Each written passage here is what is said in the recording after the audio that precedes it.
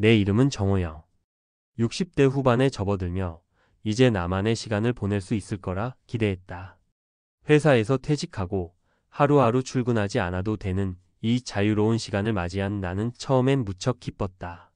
오래된 꿈도 펼칠 수 있을 거라 생각했기 때문이다.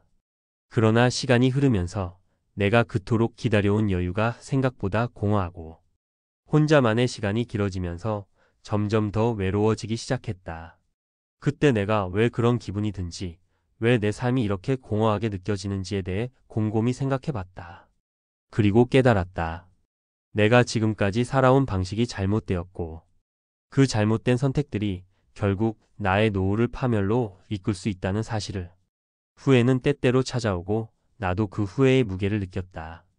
그래서 이제는 그 후회를 반복하지 않기 위해 내가 겪은 경험들을 나누고 싶다. 나는 여러분이 나처럼 후회하지 않기를 바란다. 첫 번째 실수, 아무것도 하지 않기. 퇴직 후 첫 달은 나름 여유롭게 보냈다. 몇 년간 쌓인 피로를 풀어야 한다는 생각에 며칠씩 집에만 있었다. 아침에 일어나면 커피 한 잔을 마시고 뉴스도 보고 점심은 간단하게 먹고 그저 그렇게 시간이 흘렀다. 하지만 그렇게 몇 주, 몇 달이 지나자 나는 알게 되었다. 아무것도 하지 않으면 결국 하루하루가 그냥 흘러간다는 것.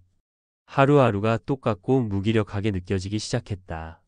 내가 그토록 꿈꾸던 자유가 오히려 내 삶의 의미를 상실하게 만든다는 사실을 깨달았다. 이제는 매일 무엇인가를 해야만 내 삶이 살아있다고 느끼고 매일 작은 목표라도 가지고 그 목표를 향해 나아가려 노력한다. 두 번째 실수, 변화에 대한 두려움. 퇴직 후 나에게 다가온 것은 변화였다. 매일 아침 출근하던 일상이 사라지고 하루하루가 다르게 흘러가는 이 변화가 나를 무섭게 만들었다. 나는 변화를 두려워했다. 이제 나이가 많아서 새로운 것을 배우거나 도전하기에는 너무 늦은 거 아닌가 하는 생각이 들었다. 하지만 그 두려움 속에서도 결국 나는 무엇인가를 시도했다. 처음엔 그림을 그려보고 그 다음엔 동네에서 봉사활동도 해봤다. 그때 느꼈다. 변화는 두렵지만 그 두려움을 넘어서야만 내가 진정으로 살아있다고 느낄 수 있다는 사실을. 세 번째 실수, 가족과의 소원해지기.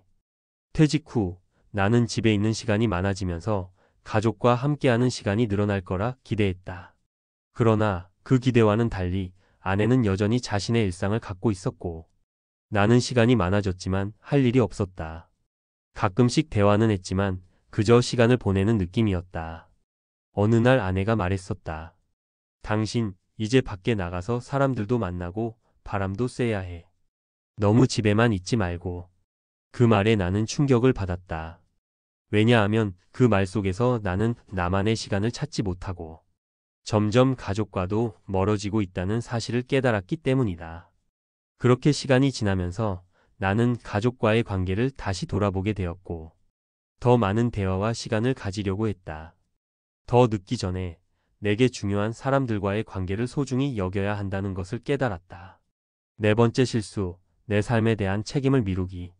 나는 퇴직 후 모든 일이 느리게 흘러간다는 이유로 내 삶에 대한 책임을 점점 미루게 되었다.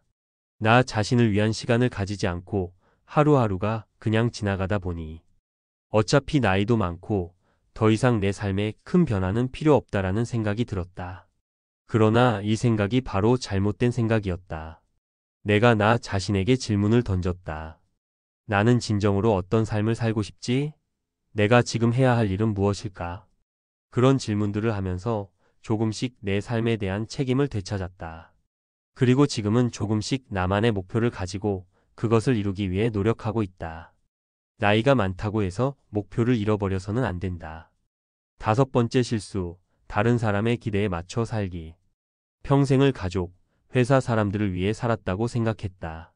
항상 다른 사람의 요구와 기대를 채우느라 내 자신을 소홀히 했다.